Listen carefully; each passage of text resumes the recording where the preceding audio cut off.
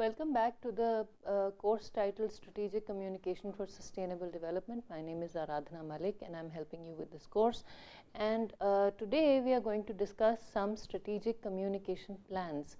And that is again something very systematic, very nice, something that we can all relate to in the field of communication for development, for social development. Now we've been talking about what strategy is, what sustainability is, what sustainable development is, what communication in sustainable development is. We've also talked about the of, for and about sustainable communication. Now this is sustainable communication in action, and the source of this lecture is a paper by Tennyson and Ray called Strategic Communication Plan That Gathers No Dust, and they have studied the implications, or they've talked about creating a communication plan in the context of water services. So from the point of view of a utility service, but I'm going to take whatever they have said and apply it to the context of sustainable development, because I feel that any kind of development effort could benefit from whatever Tennyson and Ray have talked about. So this is, and I will give you the complete reference of that paper in the resources.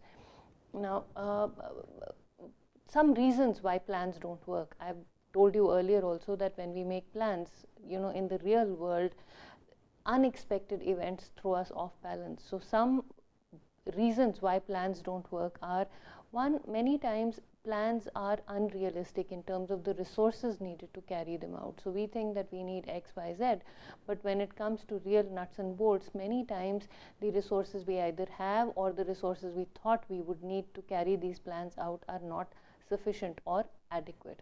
The second is they are not flexible enough to show practitioners how to adapt to changing conditions. So when we say plan, we have a set system of action, step 1, step 2, step 3, step 4, etc. So, and many of us are procedure bound, many of us like procedure, many of us like to be told what needs to be done and how it needs to be done. And when we are in the field, especially with the risks that are involved, depending on the intensity of the risks that are involved, many of us don't want to move too far away from the plan that has been proposed, that we've all agreed to carrying out.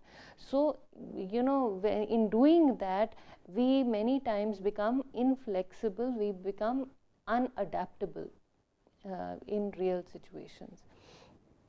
Then many times plans do not outline specific implementation steps or timelines. So many times when we make plans, we say step 1 is this, step 2 is this, step 3 is this, etc.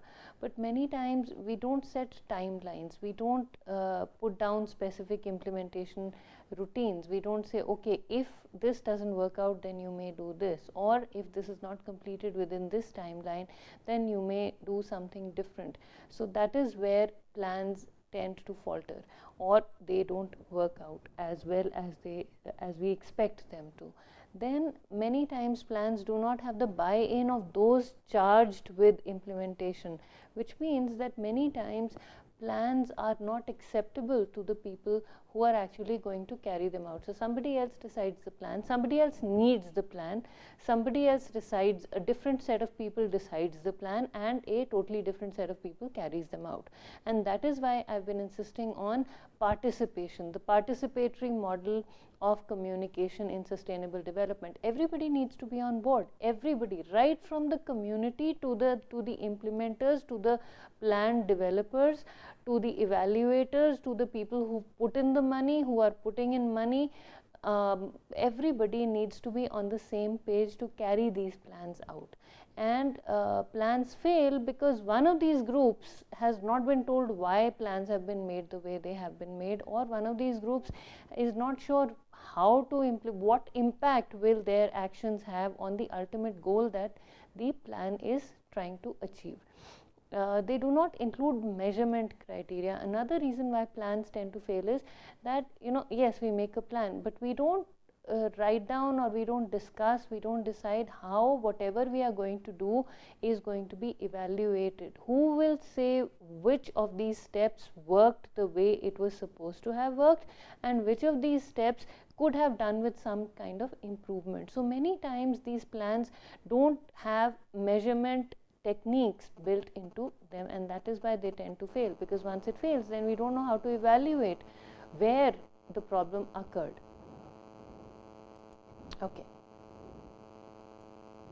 Some steps to create strategic communication plans that are realistic, creative, flexible, measurable, and above all else, usable documents that can lead to implementation.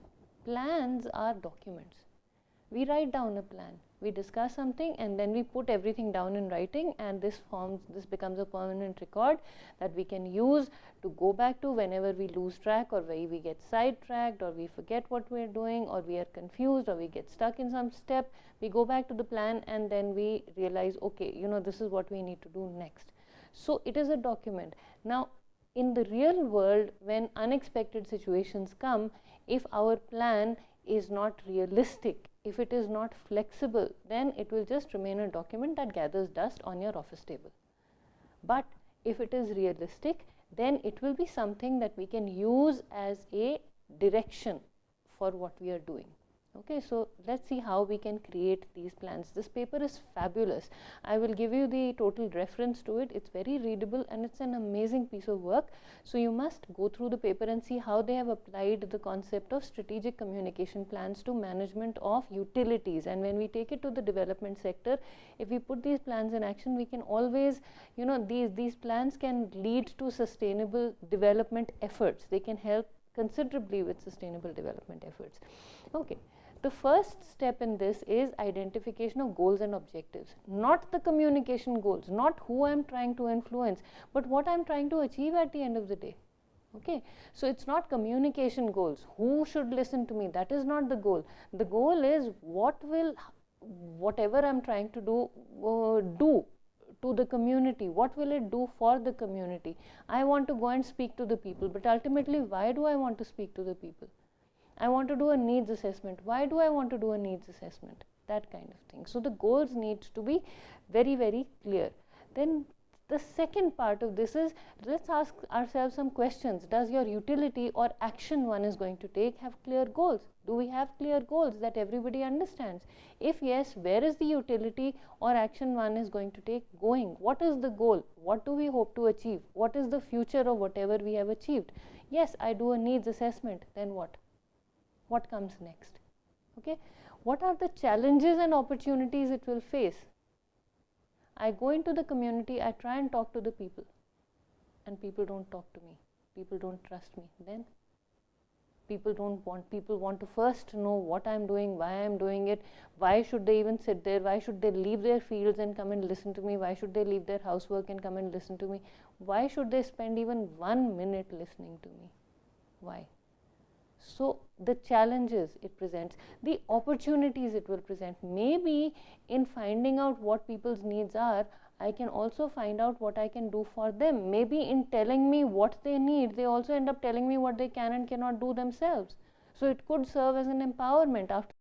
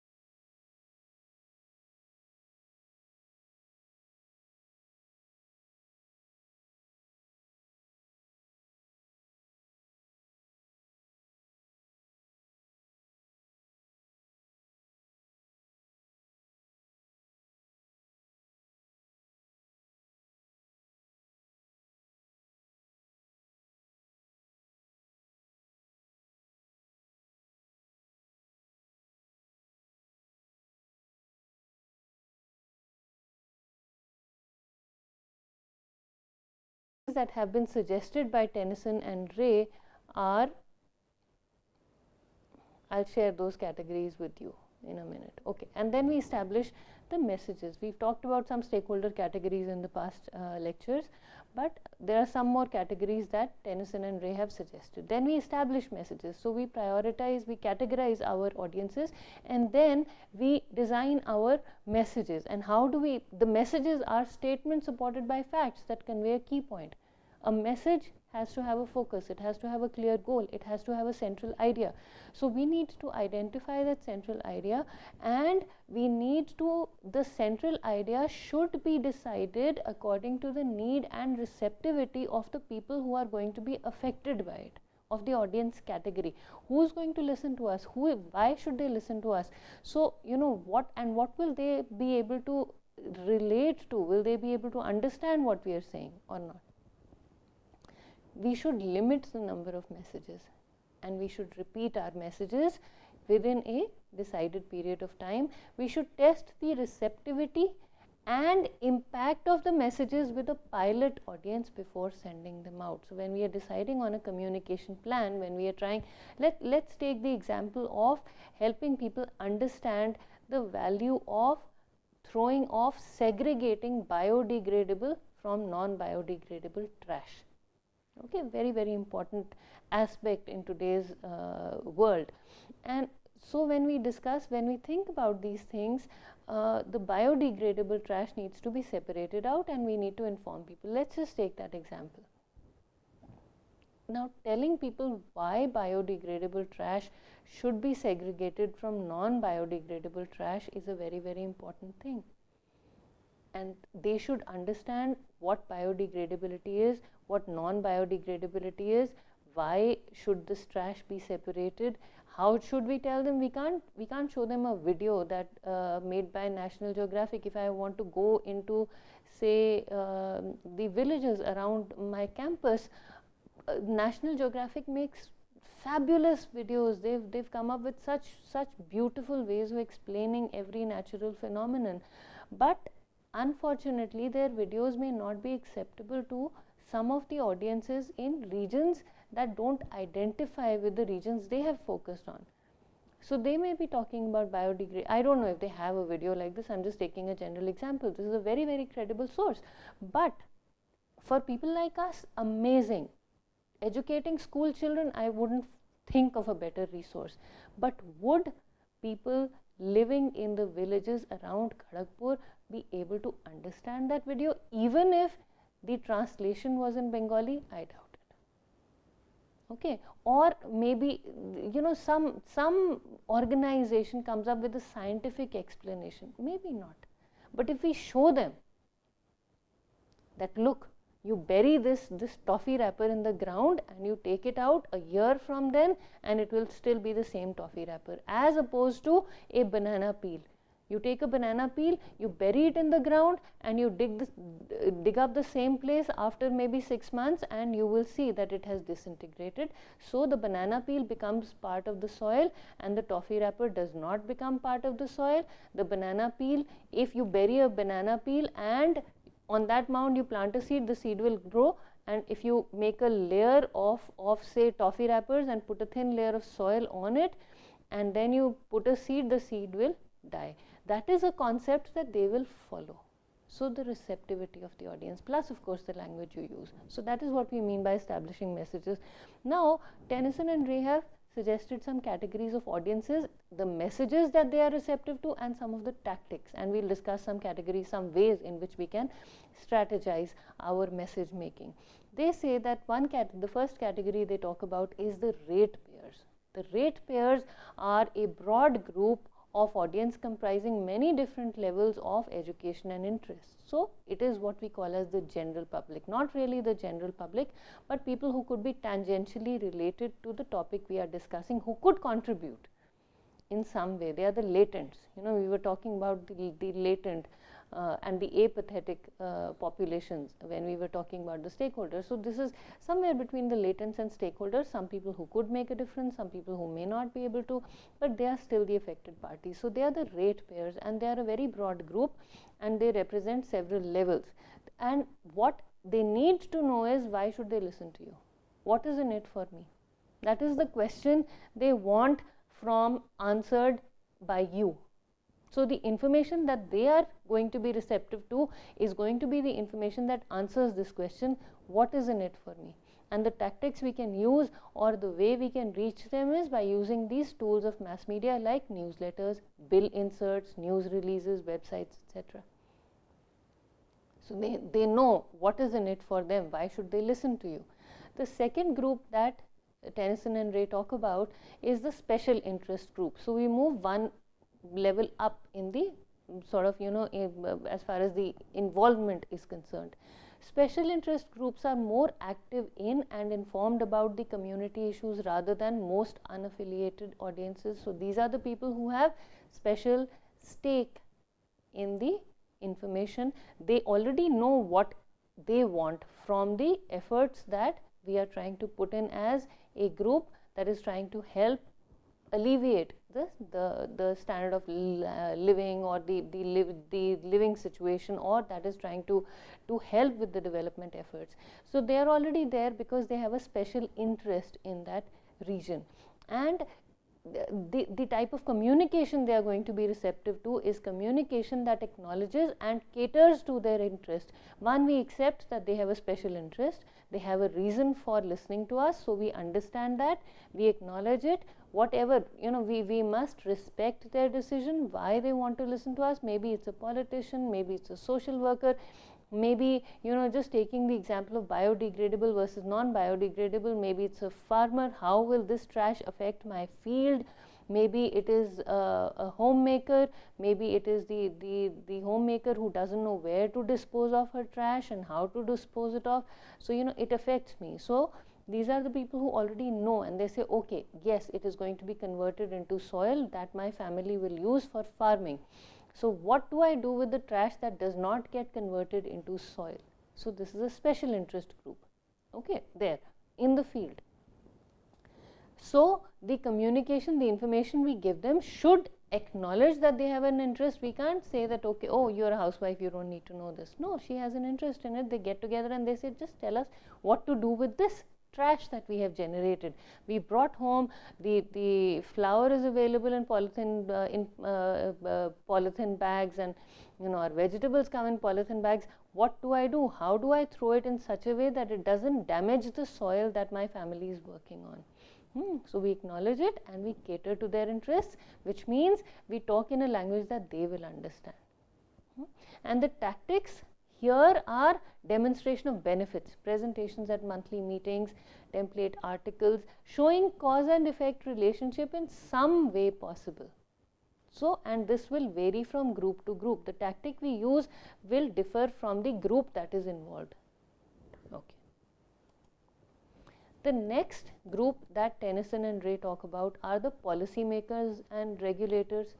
Policymakers are the people who are actually deciding what should be done. Regulators are the ones who are saying how much should be done and when and where. So policymakers need concise information. What needs to be done in the field and why should I be interested in it? Why should I be involved in it? Okay, I need to know this, but I need crisp information. Regulators, on the other hand, because they are going to decide the scope and the extent of the activities that we are going to carry out in the field, the extent of the development efforts that we need help for, they are the ones going to be deciding on how much, where, how, when, all of those things. So they need more detail. So their information cannot be persuasive, it has to be informational. The way we will talk to them will be, we don't have to persuade them, we don't have to, we don't have to advocate any cause. They know that it is important to segregate the biodegradable trash from the non-biodegradable trash. And the policy makers will ask the question, how can I help you? What can I do to help you achieve this goal? And the regulator will say, how much do you want achieved? This is in my capacity, this is not in my capacity. So they need one-on-one briefings. Maybe you need to meet them.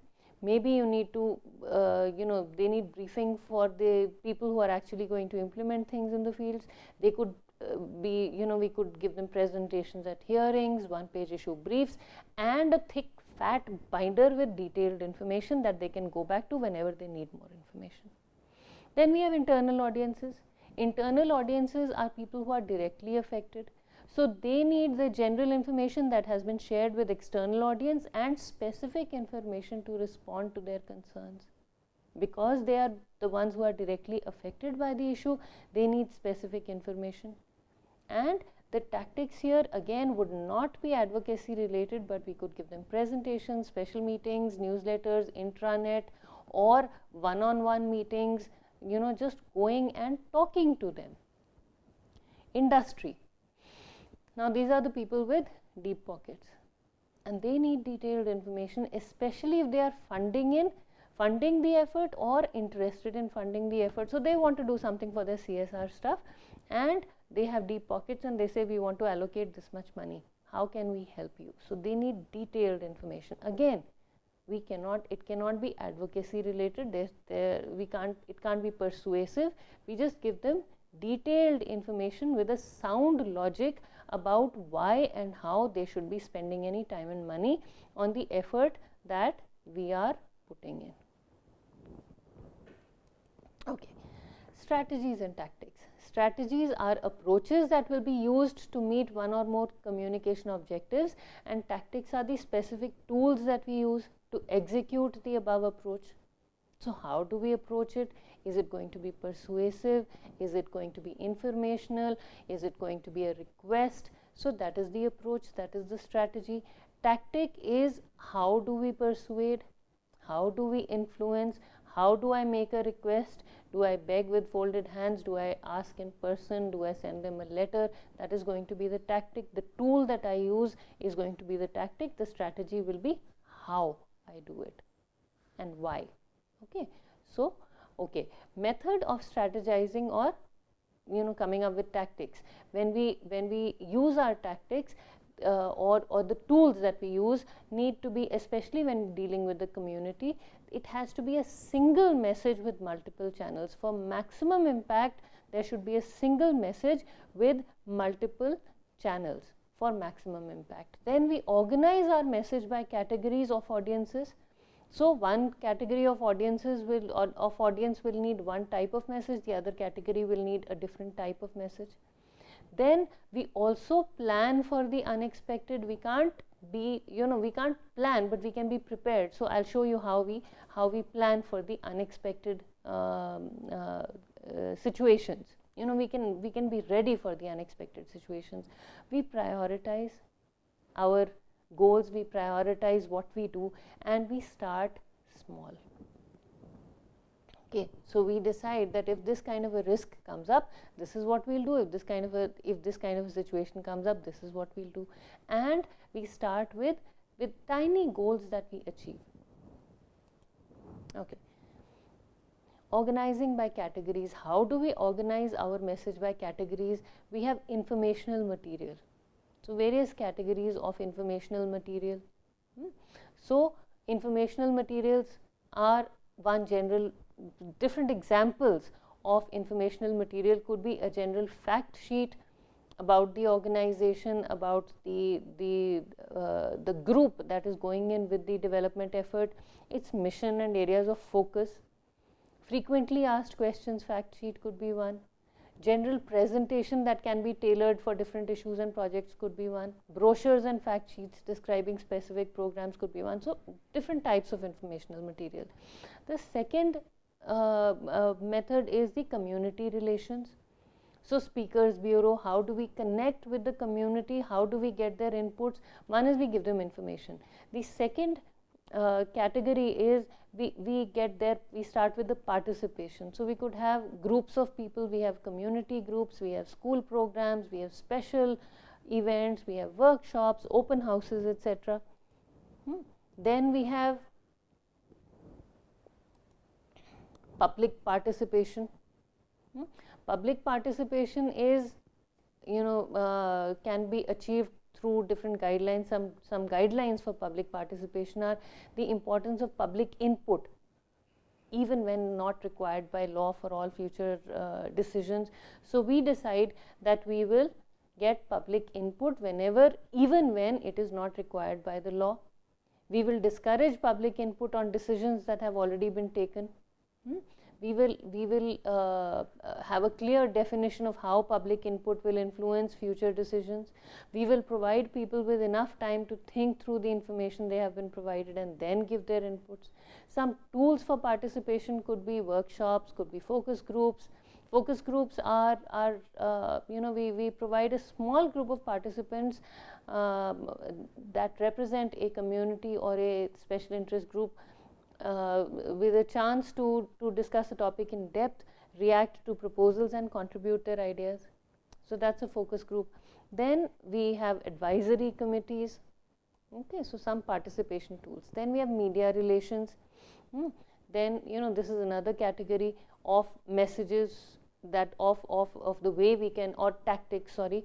So media relations could be maintaining relationships with beat reporters, people capturing a category of events, planning media briefings, sending news releases, planning tours of facilities and projects for the media. How do we let the media know what we are doing?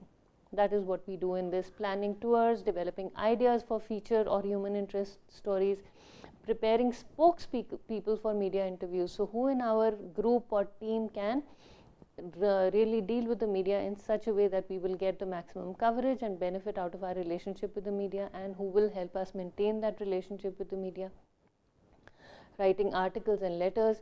And then we have government relations, we have internal communication. So this is how we organize our strategies by category. Now, how do we plan for the unexpected? We make a list of potential crisis situations. This is what we are only preparing, we are not planning.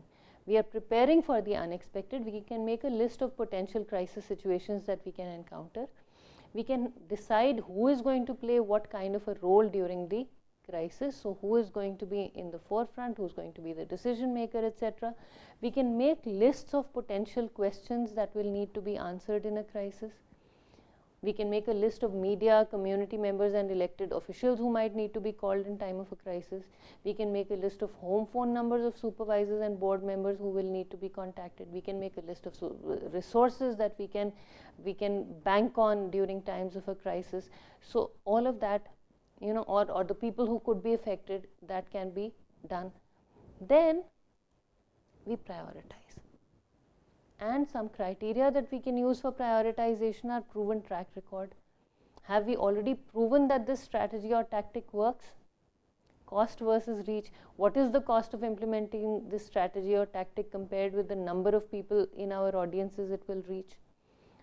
Hard to reach audiences. Does the strategy or tactic enable the development effort to reach audiences that would otherwise be hard to reach? Cost. High touch. Is this a strategy or tactic that will lead to the creation of ongoing beneficial relationships with important audiences? So are we going to be able to connect with them as well as we are doing now?